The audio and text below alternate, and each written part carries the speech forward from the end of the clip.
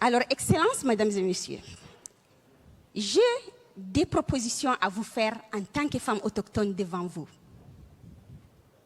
La première, les chefs d'État, de gouvernement, les dirigeants africains. C'est à vous et c'est à nous de protéger notre forêt. On ne va pas attendre les autres de venir nous protéger.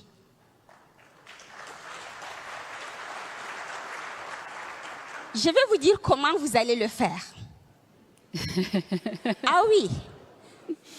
Tout d'abord, en respectant les premiers piliers principaux, les droits fonciers aux communautés autochtones. Sans ces droits fonciers, nous ne pourrons pas conserver nos savoirs traditionnels et les transmettre de génération en génération. Nous puissons nos savoirs parce que nous avons les droits à nos terres et nous connaissons comment l'exploiter.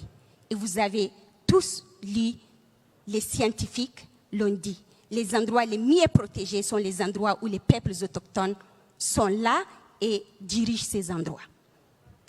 Alors nous voulons ces droits à la terre pour mieux faire notre boulot.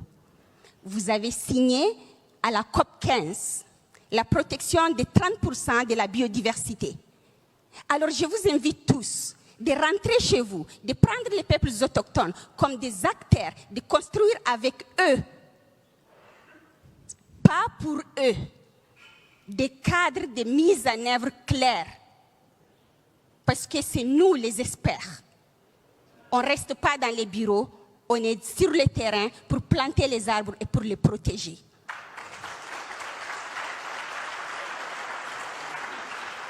Mon deuxième est bien sûr au pays du Nord. Vous avez pris des engagements que je ne peux même pas citer combien.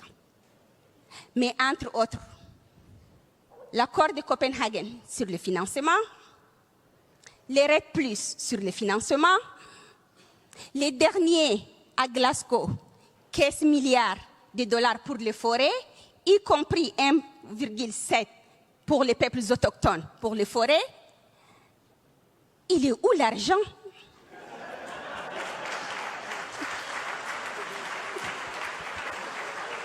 Nous ne pouvons pas continuer à vivre sur les engagements que nous allons vous donner et nous allons vous donner.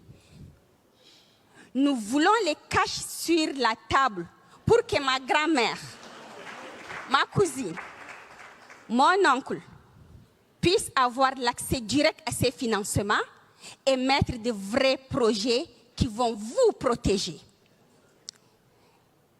Ne venez pas me dire que vous voulez mettre des mécanismes qui permettent de gérer la transparence, ainsi de suite.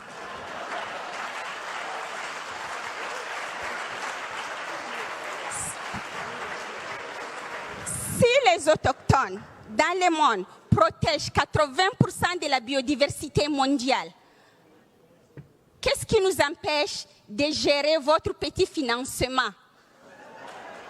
Peut-être que les méthodes que nous allons utiliser ne sont pas dans les mêmes écoles que vous êtes allés.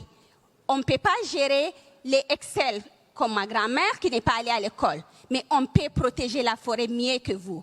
On vous a fait confiance pour détruire notre environnement. Maintenant, c'est à vous de nous faire confiance pour la reconstruire.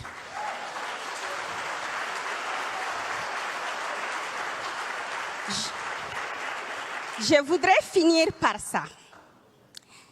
Je salue les nouvelles initiatives des partenariats positifs pour la nature. Ces partenariats positifs pour la nature doivent être pour les communautés et par les communautés pour un accès direct au financement. Parce que nous, les autochtones, nous sommes les CEO, les Chief Ecological Officer. Alors, nous sommes les meilleurs pour mettre en œuvre tout ce qui concerne notre environnement. Vous êtes prêts pour ces pactes? Je l'espère, parce que je veux que vous vous engagez sur ce bateau avec nous. Je vous remercie. Merci, Hindou.